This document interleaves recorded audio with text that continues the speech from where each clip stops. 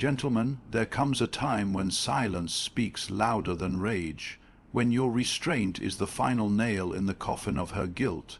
You don't need revenge. You don't need to beg. All you need is stoic silence. When you go quiet, she's left alone with her actions. No excuses, no distractions, just the echo of what she did. Most people think that arguing, confronting, or expressing your pain is the way to get closure or justice. But what they don't understand is that guilt doesn't thrive in noise. It thrives in silence. When you give someone nothing to react to, nothing to fight against, they are left to face themselves. And that's the most haunting confrontation of all. You see, when you stay silent after someone wrongs you, especially someone who expected you to chase, to yell, to plead, you flip the script. Suddenly, you're not the wounded man. They are. Their mind becomes a prison, and the walls are built from their own decisions. Every time they remember how you simply withdrew, how you said nothing, how you didn't even argue for your worth, it eats at them. They wonder why you didn't fight, why you didn't try to fix it, why you didn't react the way every other man did. And that wondering turns into anxiety, into shame, into guilt, and it grows quietly like a virus in the dark. You're not the one pushing blame, you're not trying to make them feel bad, you're just gone. And in your absence, they start to feel the full weight of their actions. Because in truth, most people are never forced to face the consequences of what they've done. They're distracted by the chaos they create. When you argue with someone who betrayed you, you're giving them an emotional distraction.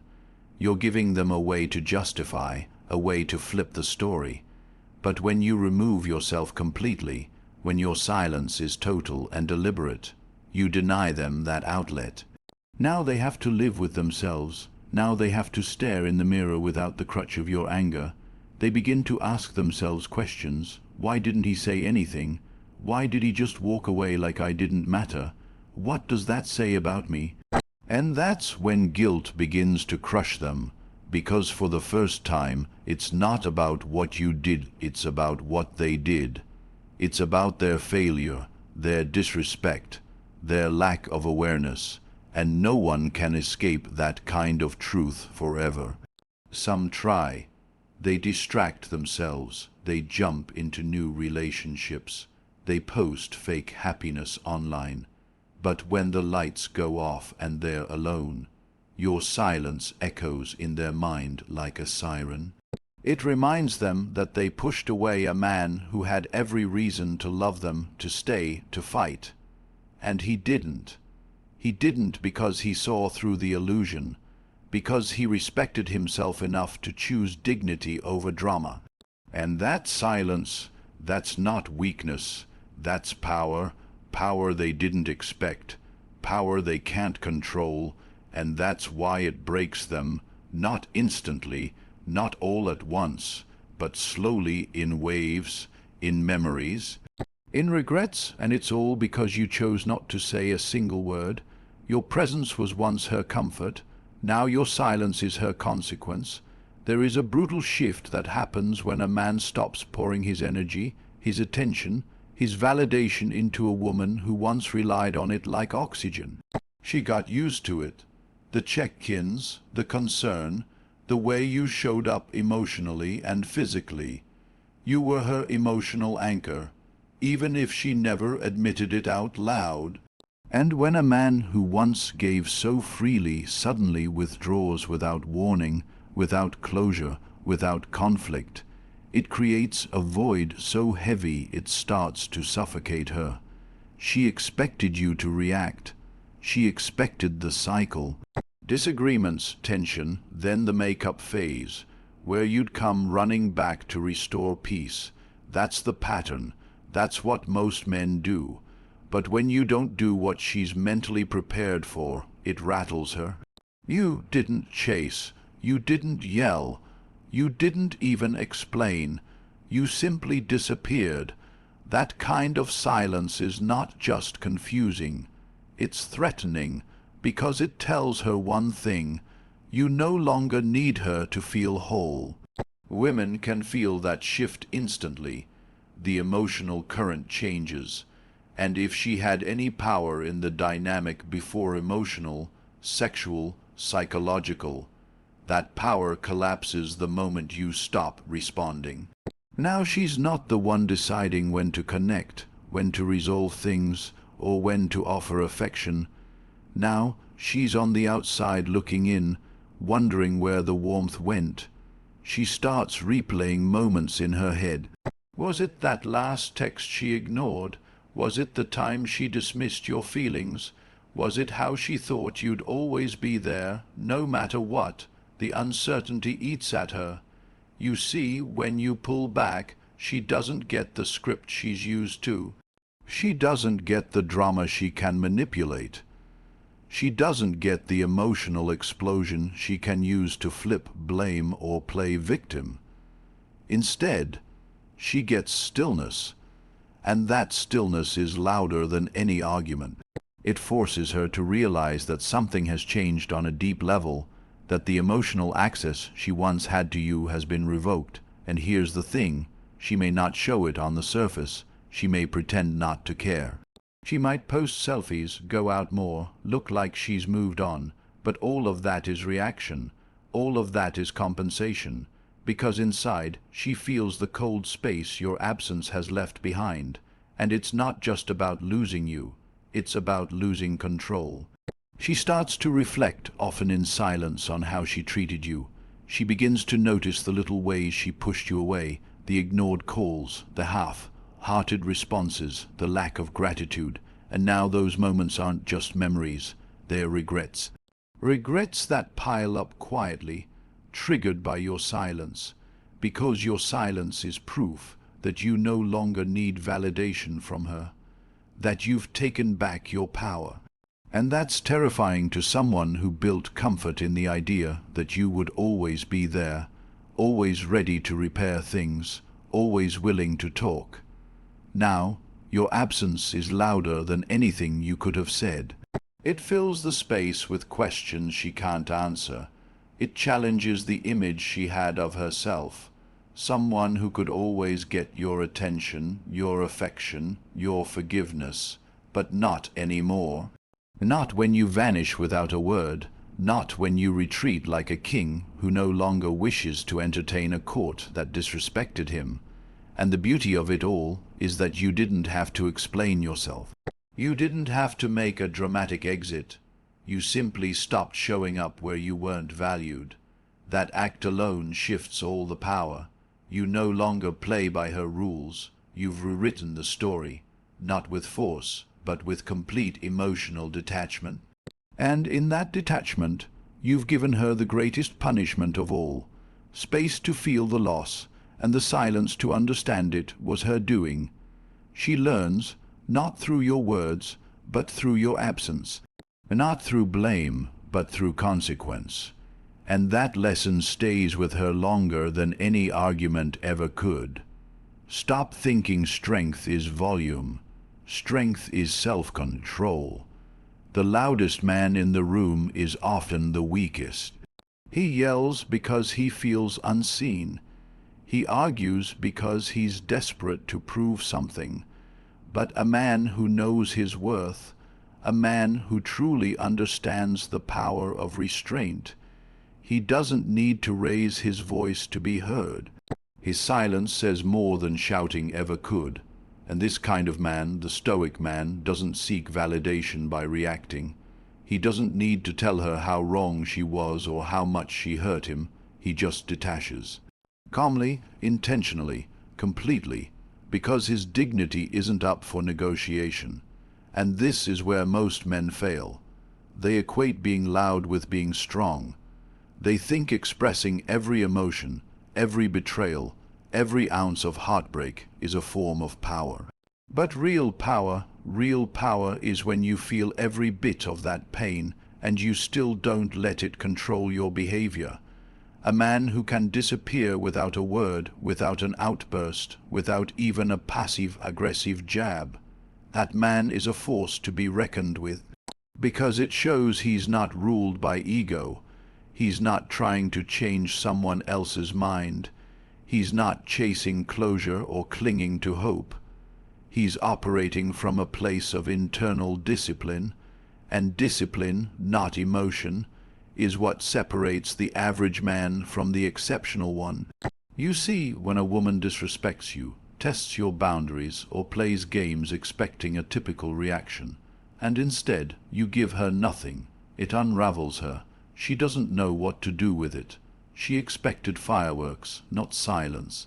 She was prepared for a battle, not abandonment, and that confusion becomes a slow burn in her psyche. She questions everything. She replays her actions.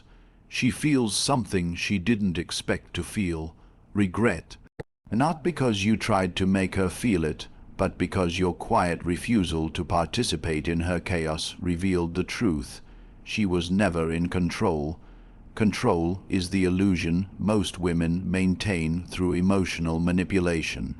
They control the pace, the tone, the emotional rhythm of the relationship, and most men, wanting peace or fearing loss, follow that rhythm without question. But when you step out of that rhythm and create your own tempo, one of silence, distance, and calm removal, you become unpredictable. You become dangerous, because now she doesn't know where she stands, and that uncertainty creates an emotional imbalance she can't ignore. It makes her sit with herself, and no one is harder on her than her own mind. She starts to imagine conversations that never happened. She crafts apologies in her head. She re-examines every moment where she might have crossed a line or taken you for granted. That mental spiral doesn't come from your words. It comes from your restraint. It comes from your refusal to be her emotional cushion anymore. And here's the deepest truth. When you go silent, you force her to feel your absence in a way no words could ever accomplish. Every man can send a long message, pour out his heart, explain his pain, try to appeal to her empathy. But most of the time that falls on deaf ears. She's not hearing you. She's defending herself in her mind. But when you stop speaking altogether, there's nothing to defend against, no arguments to win, no guilt to project outward, just space, just stillness, and that stillness is where the guilt is born. Because when a woman realizes that she doesn't even have the option to justify her actions anymore, because you've taken away the stage, she's left only with the mirror, a mirror she cannot escape. That's why Stoicism is feared. Not because it's cold, but because it's clear. It doesn't rely on emotion. It doesn't beg for recognition. It stands firm in its values and walks away from anything that violates them. That's the energy that terrifies a woman who once believed she had emotional leverage. And the truth is, she never expected you to find that level of control. She thought you were still learning, still attached, still needing her attention to feel validated. But when you show her you've graduated from emotional dependency to emotional mastery, she feels it in her soul. And she knows deep down that she underestimated you, and now her only connection to you is silence. A silence that doesn't ask for anything, but leaves her thinking about everything. If she betrayed your trust, disrespected your worth, or took your love for granted, let her own that. Don't save her from the shame. Don't rescue her from the consequences of her actions. This is where most men fall into the trap. They want to be understood. They want to express how much they were hurt, and they want to make her see the pain she caused. But in doing so, they give her a way out. They give her the chance to twist the narrative, to defend herself, to turn the situation into something mutual, something that shares the blame. And that is how guilt gets diluted. That is how accountability escapes through the cracks. But when you step back, when you say nothing and allow the weight of her decisions to fall squarely on her shoulders, she has no choice but to face them alone. That's when growth happens, that's when reality hits. She has to sit with the truth that you were nothing but good to her. She has to remember the times you forgave her, when you were patient, when you stayed loyal despite her confusion, despite her hot and cold behavior. And now, with you gone, and with your silence louder than ever, she can't help but feel the void of what she destroyed. Let her sit with that. Let her feel the tension that builds every time she thinks of what she lost. Not because you punished her, but because you removed yourself. You gave her the full responsibility of her actions, and that's a responsibility most people aren't used to bearing. We live in a world where people blame everything: circumstances, timing, stress, childhood trauma. But rarely do they look in the mirror and say, I messed up. I broke something valuable. That reflection only comes when there is no one there to absorb the emotional mess for them. And if you try to force a lesson on her, if you try to make her see what she did wrong by explaining and talking and lecturing, she will tune you out. She might nod, she might cry, she might even say sorry. But that doesn't mean she feels the depth of what she did. True remorse isn't born in dialogue, it's born in silence. In the moments when no one is watching, when the mask comes off and she's left alone with the weight of her choices. That's when it hits her. That's when she realizes that you're not angry anymore. You're done. And there's a massive difference between a man who's mad and a man who's done. The former still cares. The latter has walked away internally long before he walked away physically. Letting her sit with her choices means resisting the urge to correct the story. It means allowing her to tell herself whatever lie she wants, at first, because eventually lies collapse. The truth always finds a way to surface. And when it does, and you're nowhere to be found, the regret doesn't just come from what she did. It comes from what she lost. She didn't just lose a man. She lost a presence, a sense of stability, a kind of love that wasn't based on control, but on integrity. And that loss becomes a haunting echo in her life. Every time she meets someone new, every time she tries to recreate that connection, that echo follows her. It whispers, you had something real, and you let it die. And it dies not because you wanted it to, not because you stopped caring, but because you refused to carry her responsibility for her. You refuse to continue the cycle where she misbehaves, you forgive, she repeats, and you stay. You broke the loop. You ended the pattern, and you did it not by yelling, not by retaliating, but by holding her accountable through absence, through silence, through indifference. That's when she starts to feel the pressure, the kind of pressure that builds slowly, day after day, as she realizes you're not coming back, that she has to live with the stain of what she did, that no amount of new attention, no validation from others, no distraction, can erase the reality that she broke something beautiful. And you're not the kind of man who sticks around to clean up after someone else's mess. That's when the lesson sinks in, not because you forced it on her, but because you gave her the space to face it on her own. And that space becomes the very thing that teaches her what your presence once meant. She might come back eventually, crying, explaining, or begging for closure. She might send messages filled with apologies, promises to change, or confessions of how much she's hurting without you. But don't fall for it. That is not true remorse or genuine respect. It's discomfort, a desperate attempt to ease the weight she feels from losing what she took for granted. Many men make the mistake of giving in at this point because they want to believe in second chances or think they can fix what's broken. But the truth is, when a woman comes back after you've already withdrawn, she's usually seeking relief from her own guilt, not offering you the respect or change you deserve. She wants to soften the blow for herself, to quiet the voice inside that tells her she messed up. This is a crucial moment where your response defines your future. Don't waste your energy on closure she isn't prepared to truly give. Closure is a myth in situations like these. You think if you just talk it out one last time, explain your pain, or hear her apology, it will make everything right again. But closure doesn't come from conversations or explanations. It comes from actions, boundaries, and consistent behavior over time. And if she truly valued you, she would have shown it before the silence grew between you.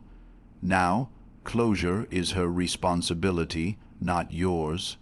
She must live with the consequences of her choices and learn from the loss she created.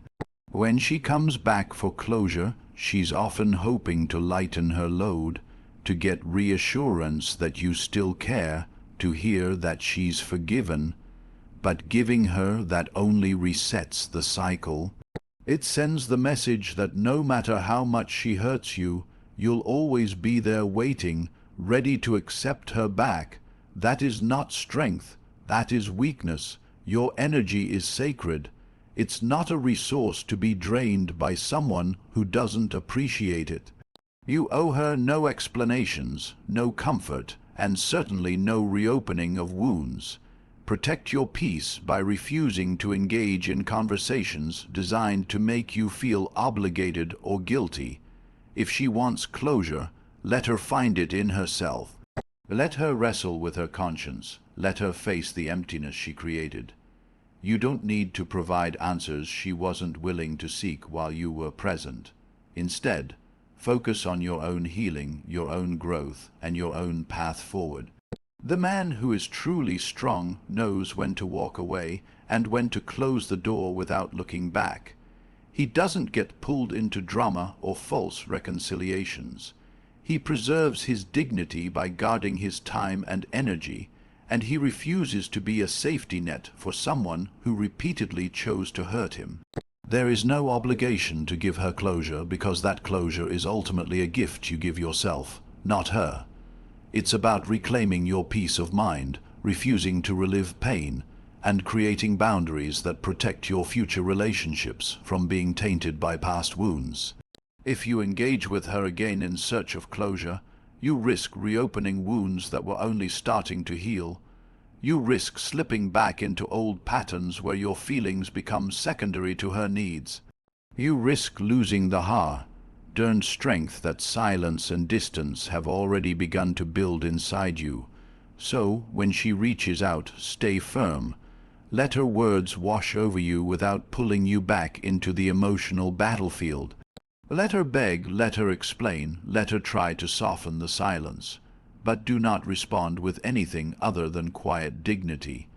Because the true closure is in your silence, in your walking away, in your refusal to give her the power to unsettle you again. This is how you protect yourself from becoming a shadow of your former self, a man broken by emotional turmoil and endless justifications. This is how you rise above the noise and reclaim your worth. And this is how you show her, without saying a single word, that some losses are permanent and that some doors, once closed, are never meant to be reopened. Never underestimate the power of saying nothing. Silence is not emptiness. It is a language all its own. It conveys strength, resolve, and a refusal to be drawn into unnecessary battles. When you say nothing, you deny her the reaction she craves, the emotional ammunition she hopes to wield against you.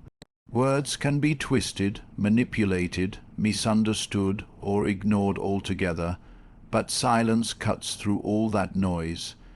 It's a clear message louder than any argument. You have chosen peace over chaos, detachment over drama, and self-respect over validation.